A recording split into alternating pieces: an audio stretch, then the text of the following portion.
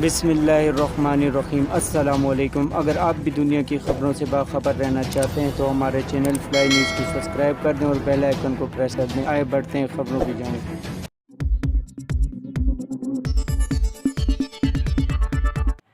اسلام آباد مسلم لیگ نون کی نائب صدر مریم نواز نے سائفر سے متعلق چیئرمین پی ٹی آئی کی مبینہ آڈیو لیک پر عمران خان کو غدار قرار دے دیا۔ انہوں نے ٹویٹر پر جاری بیان میں کہا کہ اگر آج ہر طرح کا سنگین جرم ثابت ہونے کے بعد بھی اس غدار عمران خان کو عبرت کا نشان نہیں بنایا جاتا تو پھر ملک کی تباہی کا ذمہ دار ہم سب کو سمجھا جائے گا۔ مریم نواز نے مزید کہا کہ 22 کروڑ کا ملک 4 سال ایک نااہل اور غدار کے ہاتھوں میں گروی رہا۔ اس نے داخلی اور خارجی سطح پر ملک کو تباہ کرنے میں کوئی کسر نہیں چھوڑی۔ ان کا کہنا تھا کہ ثاقب نثار جیسوں نے عمران خان کو صادق و امین قرار دیا۔ کون سا جرم ہے جو اس پر ثابت نہیں ہوا؟ وہ خود کہہ رہا ہے کہ میں نے عوام کے ساتھ کھیلنا ہے۔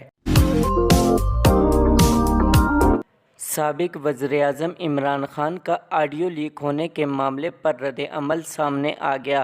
پنجاب ہاؤس میں میڈیا سے گفتگو کرتے ہوئے سابق وزیراعظم عمران خان نے آڈیو لیک ہونے کے معاملے پر رد عمل دیتے ہوئے کہا کہ اچھا ہوا آڈیو لیک ہوئی، سائفر بھی لیک ہونا چاہیے۔ صحافی نے عمران خان سے سوال کیا کہ آپ آڈیو میں کہہ رہے ہیں کہ سائفر پر کھیلنا ہے، جس پر عمران خان نے جواب دیا کہ ابھی تو میں نے اس پر صحیح کھیلا ہی نہیں، اب یہ ایکسپوز کریں گے تو ہم کھیلیں گے۔ انہوں نے کہا کہ شہباز شریف اور دیگر نے یہ ویڈیو لیک کی ہے۔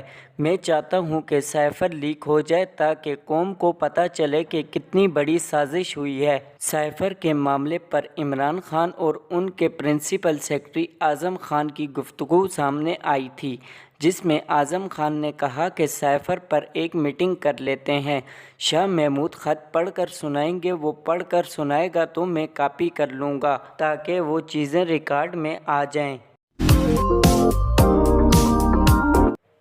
اسلام آباد وزیر خزانہ اسحاق ڈار نے احتساب عدالت کے سامنے سرنڈر کر دیا۔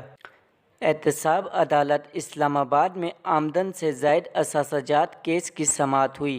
وزیر خزانہ اسحاق ڈار نے احتساب عدالت میں پیش ہو کر کیس میں سرنڈر کر دیا۔ عدالت نے اسحاق ڈار سے سوال کیا کہ آپ اتنا عرصہ کہاں تھے؟ وزیر خزانہ نے جواب دیا کہ میں طبیعت خرابی کے باوجود آنا چاہتا تھا، مگر عمران خان حکومت نے میرا پاسپورٹ کینسل کرا دیا تھا۔ دنیا بھر میں سفارتکاروں کو ہدایت دی گئی تھی کہ پاسپورٹ نہ دیا جائے، اب پاسپورٹ ملا ہے تو میں حاضر ہو گیا ہوں۔ عدالت نے کہا کہ وارنٹ منسوخی کی درخواست پر اثاثہ جات ریفرنس کے ساتھ سنائیں گے۔ احتساب عدالت نے اسحاق ڈار کی درخواست پر نیب کو نوٹس جاری کرتے ہوئے انہیں 7 اکتوبر کو دوبارہ طلب کر لیا۔ سماعت کے بعد اسحاق ڈار نے میڈیا سے گفتگو کرتے ہوئے کہا کہ میرے خلاف کیس جعلی کیس ہیں۔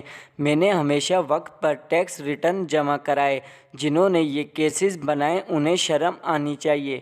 انہوں نے کہا کہ پاکستان اس وقت بدترین معاشی صورتحال سے دوچار ہے۔ عمران خان کی حکومت نے اس ملک کا وہ برا حال کیا جو دشمن بھی نہیں کر سکتا۔ ملک کو پاناما اور دیگر ڈراموں نے بہت نقصان پہنچایا۔ مجھے چوتھی مرتبہ عوام کی خدمت کے لیے چنا گیا ہے۔ وزیر خزانہ نے مزید کہا کہ ہمیں کسی ڈیل پر یقین نہیں۔ یہ پیغام عمران خان اور ان کی پارٹی کے لیے ہے کہ خدا کا خوف کریں اور ملک کو چلنے دیں۔ سری نگر مقبوضہ کشمیر میں بھارتی فوج کی جارحیت میں 24 گھنٹوں میں 3 کشمیری نوجوان شہید ہو گئے۔ کشمیر میڈیا سروس کے مطابق جنت نظیر وادی کے ایک گاؤں میں گزشتہ روز سے نام نہاد سرچ آپریشن جاری ہے، جس کی آڑ میں گزشتہ روز ایک جبکہ آج 2 کشمیری نوجوان شہید کیے گئے ہیں۔ سرچ آپریشن کے دوران قابض بھارتی فوج نے علاقے کے داخلی اور خارجی رستوں کو بند کر کے چادر اور چار دیواری کے تقدس کو پامال کیا۔ خواتین کے ساتھ بدتمیزی کی گئی، بزرگوں کو بھی تشدد کا نشانہ بنایا گیا۔ ملک میں سونے کی فی تولہ قیمت میں اضافہ ہو گیا۔ سندھ صرافہ بازار جیولرز ایسوسی ایشن کے مطابق سونے کی فی تولہ قیمت 1850 روپے بڑھ کر 1,43,700 روپے ہو گئی۔ 10 گرام سونے کا بھاؤ 1,586 روپے بڑھ کر 1,23,200 روپے ہے، جبکہ عالمی صرافہ میں سونے کی قدر $13 کم ہو کر $1,624 فی اونس ہے۔